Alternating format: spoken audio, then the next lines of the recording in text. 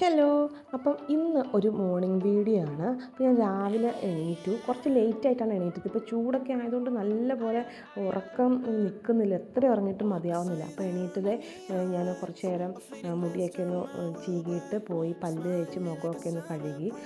മുഖമൊക്കെ കഴുകി വന്നപ്പോഴത്തേനും തന്നെ അത്യാവശ്യം സമയം ഒരു 7:30 ആയിട്ടുണ്ടായിരുന്നു. ഞാൻ 6 o'clock എണീറ്റുകൊണ്ടിരുന്നതാണ്. പക്ഷേ ഇപ്പോൾ എനിക്ക് 6 o'clock എണീക്കാനേ പറ്റുന്നില്ല. ചൂടിൻ്റെ ആവുമെന്നാണ് എനിക്കും തോന്നുന്നത്. പിന്നെ പുറത്തേക്ക് നോക്കിയപ്പം ചെറിയൊരു തണുപ്പും തണുത്ത കാറ്റും ഒക്കെ ഉണ്ടായിരുന്നു. സൂര്യൻ അത്ര ഉദിച്ച് വന്ന് ചൂടായിട്ടില്ല. ഞാൻ ചായയൊക്കെ കുടിച്ചു. അത് കഴിഞ്ഞ് എന്താ കഴിക്കാനുള്ളതെന്ന് നോക്കിയപ്പോൾ ചോറും മീൻ കറിയും പിന്നെ മീൻ വറുത്തതുമാണ് ഉണ്ടായിരുന്നത്. ഞാൻ മീൻ കറി അങ്ങനെ കഴിക്കാറില്ലാത്ത ഒരാളാണ്. മീൻ വറുത്തതാണ് ഞാൻ കഴിക്കുന്നത്. അപ്പം ഞാൻ വിചാരിച്ചു പഴങ്കഞ്ഞി കുടിക്കാമെന്ന്. അപ്പം ഇന്നലത്തെ ചോറുണ്ടായിരുന്നു. ആ ചോറെടുത്ത് അതിനകത്തേക്ക് തൈരുണ്ടായിരുന്നു കേട്ടോ. തൈരും ഒഴിച്ച് അതിനകത്തേക്ക് കുറച്ച് ചെറിയുള്ളി ചതച്ചാണ് ഇടേണ്ടത്. പിന്നെ ഞാനതങ്ങ് അരിഞ്ഞിട്ടു. കൂടെ 2-3 കാന്താരി മുളകും ഇട്ടു, ഉപ്പും ഇട്ടിട്ട് കുറച്ച് വെളിച്ചെണ്ണയും കൂടെ ഞാൻ ഒഴിക്കാറുണ്ട്. കാരണം എരിവ് അധികം ഞാൻ കഴിക്കാറില്ല. അപ്പം ഞാൻ കുറച്ച് വെളിച്ചെണ്ണയും കൂടി ഒഴിച്ചിട്ട് രാവിലെ തന്നെ പഴങ്കഞ്ഞിയാണ് കുടിച്ചത്. മിക്കവാറും ഇവിടെ പഴങ്കഞ്ഞിയൊക്കെ തന്നെ ആയിരിക്കും.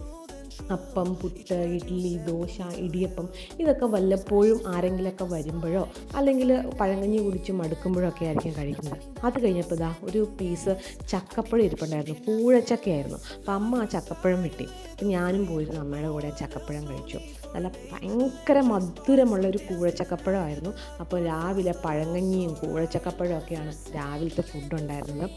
അപ്പോൾ അങ്ങനെ അതൊക്കെ കഴിച്ച് സ്വസ്ഥമായിട്ട് പിന്നെ ഞാൻ നേരെ വർക്കിന് കയറി. ഇന്ന് വീക്ക് ഡേ ആയതുകൊണ്ട് വർക്ക് ഉണ്ടായിരുന്നു. അപ്പം ഇതൊക്കെയായിരുന്നു എൻ്റെ രാവിലത്തെ ഭക്ഷണവും രാവിലത്തെ റൊട്ടീനും. മിക്കവാറും ഇങ്ങനെയൊക്കെ തന്നെ ആയിരിക്കും കേട്ടോ എൻ്റെ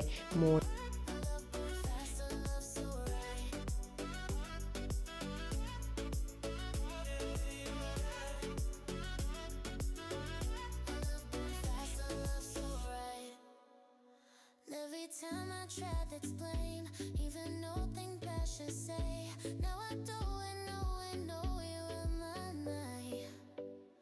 Every time I try to